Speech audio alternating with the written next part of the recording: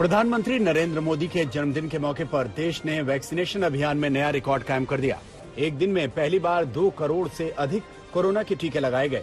इससे पहले 27 अगस्त, 31 अगस्त और 6 सितंबर को देश में 1 करोड़ से ज्यादा वैक्सीन के डोज लगाए गए थे। एक दिन में वैक्सीनेशन के नए रिकॉर्ड के बाद पीएम मोदी ने ट्वीट कर इसे हर भारतीय के लिए गर्व वाला दिन बताया। देश में एक दिन में रिकॉर्ड वैक्सीनेशन के बाद ट्वीट करते हुए स्वास्थ्य मंत्री मनसुख मांडविया ने कहा कि वैक्सीन सेवा को चरितार्थ करते हुए स्वास्थ्य कर्मियों और देशवासियों की तरफ से प्रधानमंत्री को उपहार। इसके साथ ही मनसुख मांडविया ने दिल्ली के स्वास्थ्य कर्मियों को मिठाई खिलाकर रिकॉर्ड वैक्सीनेशन पर बधाई दी। जीएसटी काउंसिल की बैठक में पेट्रोल और डीजल को जीएसटी के दायरे में शामिल करने पर रजामंदी नहीं बन पाई। वित्त मंत्री निर्मला सीतारमण ने कहा कि पेट्रोल डीजल को जीएसटी में लाने का ये सही समय नहीं है। हालांकि कई महंगी जीवन रक्षक दवाओं को जीएसटी से मुक्त कर दिया गया है। इसके साथ बायोडीजल पर जीएसटी घटाकर 12 से 5% करने का भी फैसला हुआ है। दिल्ली के डिप्टी सीएम और वित्त मंत्री मनीष सिसोदिया ने बैठक में हुए फैसलों की जानकारी देते हुए कहा कि पेट्रोल और डीजल को जीएसटी में रखने पर कोई आम राय नहीं बन पाई।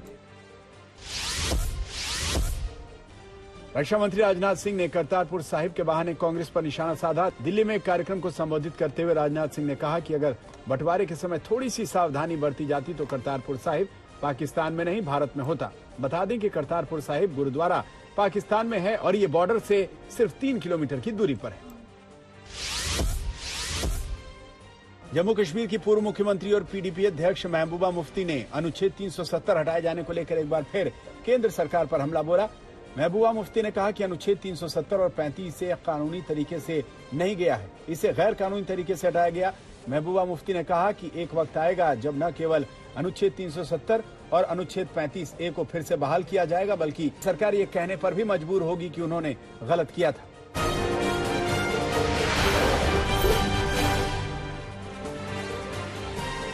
किसानों के आंदोलन के बीच पंजाब में सियासी घमासान तेज हो गया है। आम आदमी पार्टी के राघव चड्ढा ने नवजोत सिंह सिद्धू को पंजाब राजनीति का राखी सावंत कह दिया। दरअसल सिद्धू ने केजरीवाल सरकार पर निशाना साधते हुए कहा था कि दिल्ली में भी किसानों को तय कीमत से कम दाम मिल रहा है। केजरीवाल सरकार ने केंद्र सरकार के निजी मंडी के कानून को लागू किया है, जिसके जवाब में राघव चड्ढा ने सिद्धू पर यह हमला बोला। तेलंगाना दौरे पर पहुंचे गृह मंत्री अमित शाह ने इशारों में असदुद्दीन ओवैसी पर हमला बोला। अमित शाह ने कहा कि बीजेपी मजलिसों से नहीं डरती। इसके अलावा अमित शाह ने तेलंगाना की के चंद्रशेखर राव सरकार पर भी निशाना साधा। उन्होंने कहा कि तेलंगाना में धर्म के आधार पर आरक्षण दिया गया है, जबकि आरक्षण धर्म के आधार पर कभी नहीं होना चाहिए। अमित शाह ने कहा कि बीजेपी कभी तुष्टीकरण की राजनीति नहीं करती। इसके साथ ही अमित शाह ने 2024 में तेलंगाना में बीजेपी की सरकार बनने का भरोसा जताया। महाराष्ट्र के मुख्यमंत्री उद्धव ठाकरे के एक बयान के बाद सियासी अटकलों का दौर शुरू हो गया है। औरंगाबाद में उद्धव ठाकरे ने अपने संबोधन के दौरान रेल राज्य मंत्री राव साहेब दानवे का जिक्र करते हुए कहा कि ये हमारे पुराने सहयोगी हैं और कौन कब एक दूसरे के साथ आ जाए ये बता नहीं सकते। पूर्व मुख्यमंत्री देवेंद्र फडणवीस ने कहा कि अगर उद्धव ठाकरे इस गठबंधन के सहयोगियों से छुटकारा पाना चाहते हैं तो ये अच्छा है। अजित पवार ने कहा कि मुख्यमंत्री ने किस संदर्भ में यह बयान दिया वो बता नहीं सकते। अजित पवार ने कहा कि महाविकास अघाड़ी सरकार प्रदेश को आगे बढ़ाने की कोशिश में लगी है।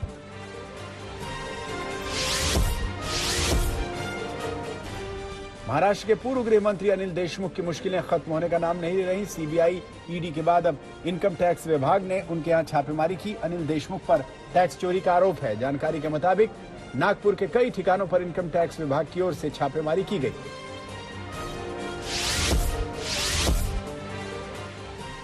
पश्चिम बंगाल की मुख्यमंत्री ममता बनर्जी के भतीजे अभिषेक बनर्जी और उनकी पत्नी रुजिरा बनर्जी ने दिल्ली हाई कोर्ट में अर्जी दाखिल की है। दायर अर्जी में मनी लॉन्ड्रिंग को लेकर जारी समन को रद्द करने की मांग की गई है। पिछले हफ्ते मनी लॉन्ड्रिंग केस में ईडी ने अभिषेक बनर्जी से पूछताछ की थी।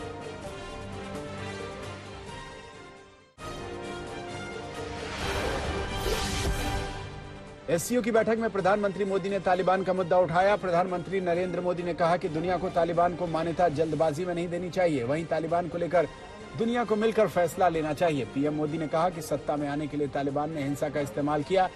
तालिबान सरकार बिना किसी बातचीत या समझौते के बनी है। ऐसे में आगे भी कोई कट्टरपंथी हिंसा के जरिए सत्ता पर काबिज हो सकता है।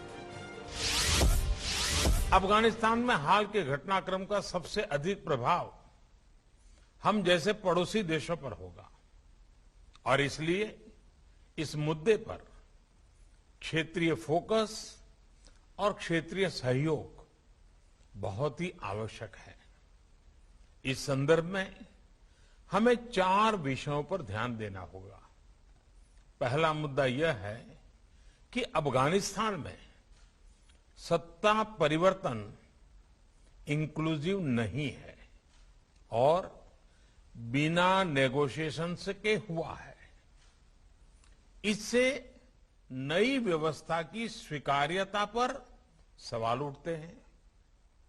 महिलाओं तथा अल्पसंख्यकों सहित अफगान समाज के सभी वर्गों का प्रतिनिधित्व भी महत्वपूर्ण है और इसलिए यह आवश्यक है कि नई व्यवस्था की मान्यता पर फैसला ग्लोबल कम्युनिटी सोच समझकर और सामूहिक तरह से ले। प्रधानमंत्री मोदी ने अफगानिस्तान की जमीन पर आतंकवाद के बढ़ने की आशंका जताई। वहीं तालिबान के आने से मानव तस्करी और ड्रग्स के कारोबार के बढ़ने को लेकर भी चिंता जाहिर की। पीएम मोदी ने दुनिया को अफगानिस्तान पर 4 मुद्दों पर काम करने का सुझाव दिया। वहीं अफगानिस्तान में छूटे अमेरिकी हथियारों का भी जिक्र किया। पीएम मोदी ने कहा, यह हथियार दुनिया के लिए खतरनाक साबित हो सकते हैं। एससीओ की बैठक में पाकिस्तान और चीन भी शामिल हुए। पाकिस्तान ने एक बार फिर तालिबान की वकालत की। वहीं अफगानिस्तान को पैसे देने के लिए दुनिया से गुहार लगाई। अफगानिस्तान में तालिबानी सरकार बनने के बाद पहला मौका है जब किसी मंच से पीएम मोदी और इमरान खान एक साथ आए हों। बैठक में तालिबान के मुद्दे पर चीन, पाकिस्तान और ईरान एक साथ नजर आए। एससीओ में मध्य एशिया के मुस्लिम देश ताजिकिस्तान, किर्गिस्तान, कजाकिस्तान, उज्बेकिस्तान और नया स्थायी सदस्य ईरान भी शामिल हुआ।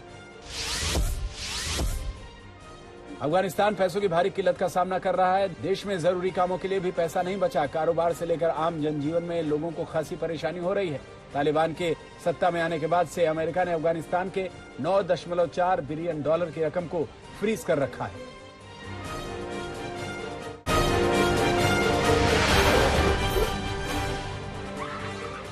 आतंकी हमले में एक पुलिस कांस्टेबल की मौत हो गई। यह हमला कल हुआ। रेलवे पुलिसकर्मी पर आतंकियों ने गोली बरसाई। उन्हें फौरन अस्पताल में भर्ती कराया गया, लेकिन जान नहीं बचाई जा सकी। पुलिसकर्मी की शहादत पर एलजी मनोज सिन्हा ने हमले की निंदा करते हुए कहा कि हमला करने वाले जल्द अंजाम भुगतेंगे। नेशनल कॉन्फ्रेंस नेता उमर अब्दुल्ला ने भी इस हमले की कड़ी आलोचना की है।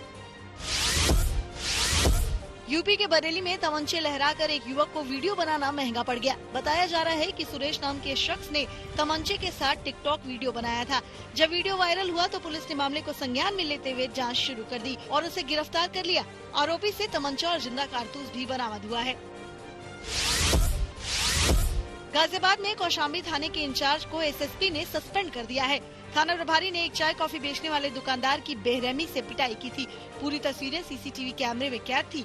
मीडिया में मामला सामने आने के बाद उसी के आधार पर एसएसपी ने ये कार्रवाई की।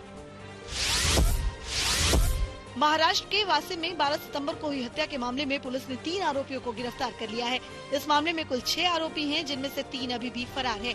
खुलासा हुआ है कि मुख्य आरोपी ने बिटकॉइन की खरीद बिक्री में विवाद की वजह से हत्या की साजिश रची और अपने साथियों की मदद से वारदात को अंजाम दिया।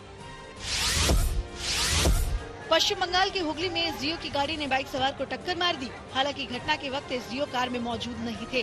टक्कर के बाद लोगों का गुस्सा फूट पड़ा। लोगों ने आरोपी ड्राइवर की जमकर पिटाई कर दी। बताया जा रहा है कि आरोपी ड्राइवर नशे की हालत में गाड़ी चला रहा था। हादसे में जख्मी बाइक सवार को अस्पताल में भर्ती कराया गया है।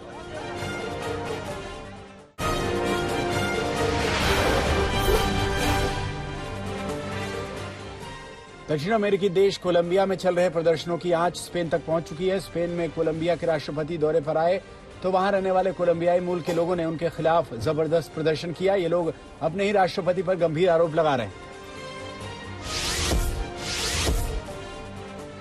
वैश्विक महामारी के खतरे को देखते हुए अब इटली सरकार कोई कोताही नहीं बरतना चाहती। यही वजह है कि यहाँ यूरोप के कई देशों की तरह हेल्थ पास अनिवार्य कर दिया गया है। अब बिना इस पास के इटली में रहना आसान नहीं होगा। जर्मनी की राजधानी बर्लिन में कार्यकर्ताओं ने पर्यावरण को लेकर अलग अंदाज में प्रदर्शन किया। जर्मनी में 26 सितंबर से संसदीय चुनाव होने हैं। ये वो चुनाव है जिसमें देश को नया चांसलर मिलेगा। यही कारण है कि ये ग्रीन पीस कार्यकर्ता पहले से ही अपनी बात भविष्य के चांसलर को पहुंचा रहे हैं। 16 सालों से देश की चांसलर रहने के बाद इस बार एंजेला मर्केल ने चुनाव नहीं लड़ने का फैसला किया है। मध्य अमेरिकी देश कोस्टा रिका में आजादी की सालगिरह का जश्न मनाया गया। इस खास मौके पर जबरदस्त आतिशबाजी, ड्रोन लाइटिंग और म्यूजिक इवेंट का आयोजन हुआ, जिसमें लोगों ने बढ़ चढ़कर हिस्सा लिया। ब्रिटेन में कोरोना से बचाव के लिए बूस्टर डोज दिए जाने की शुरुआत हो गई है। इंग्लैंड और वेल्स में वैक्सीन की तीसरी डोज सबसे पहले दी जा रही है। पहले चरण में स्वास्थ्य कर्मी और बुजुर्गों को टीके लगाए जा रहे हैं। ब्रिटेन के नेशनल हेल्थ सर्विस के मुताबिक देश में 66% आबादी को वैक्सीन की दोनों डोज लगाई जा चुकी हैं, जबकि 95% से ज्यादा लोगों को कोरोना की पहली वैक्सीन मिल चुकी है। अर्जेंटीना में आर्थिक संकट के बीच भारी विरोध प्रदर्शन शुरू हो गए हैं। राजधानी ब्यूनस आयर्स की सड़कों पर हजारों लोग उतर आए और सरकार के खिलाफ जमकर प्रदर्शन किया। सड़कों पर उतरे लोगों ने मुफ्त राशन और रोजगार दिए जाने की मांग की। प्रदर्शनकारियों का दावा है कि अर्जेंटीना की सरकार विदेशी कर्ज चुकाने के चक्कर में गरीबों को मिलने वाले मुफ्त अनाज और सामाजिक लाभों में भारी कटौती कर रही है। इसकी वजह से लोगों को 2 वक्त की रोटी मिलना मुश्किल हो गया।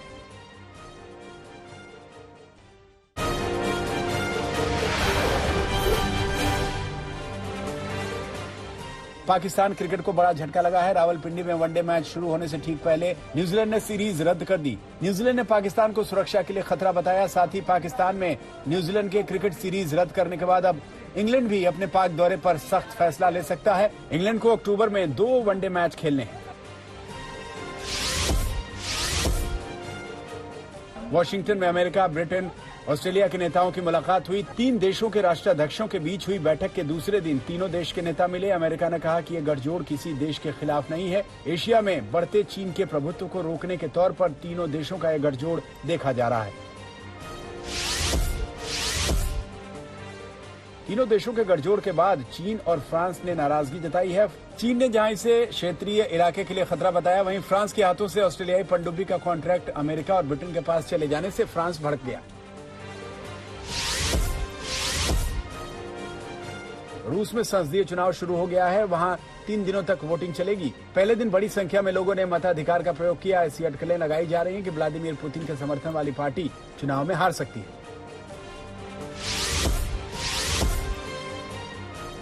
गूगल और एप्पल ने अपने प्लेटफॉर्म से रूस के विपक्षी नेता एलेक्सी नवेलिनी से जुड़े ऐप्स हटा दिए हैं। रूस ने अमेरिकी टेक फर्मों पर उसके आंतरिक मामलों में दखल देने का आरोप लगाया था। रूसी सरकार ने फैसला न मानने पर कार्रवाई की धमकी दी थी।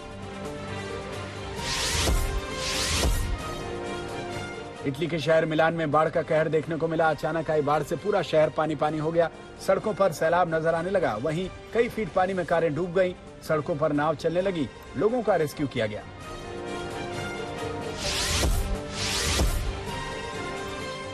नब्बे दिनों तक अंतरिक्ष में रहने के बाद धरती पर चीन के अंतरिक्ष यात्री वापस लौट आए। अंतरिक्ष में ये चीन का अब तक का सबसे बड़ा मिशन शेंझोउ 12 नाम के जहाज से अंतरिक्ष यात्री धरती पर लौटे हैं।